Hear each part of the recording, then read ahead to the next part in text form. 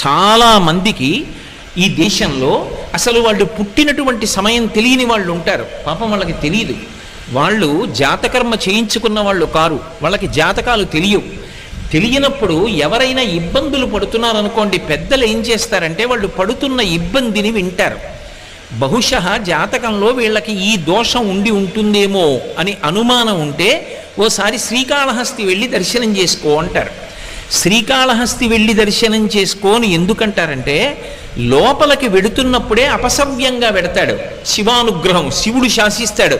అపసవ్యం నీకు ఇష్టం, వాడు నాకు అపసవ్యంగా వచ్చాడు, అవమానం నాకు, కానీ నేను దాన్ని సత్కారంగా స్వీకరిస్తున్నా, వాడి జోలికి నువ్వు వెళ్ళడానికి వీల్లేదు.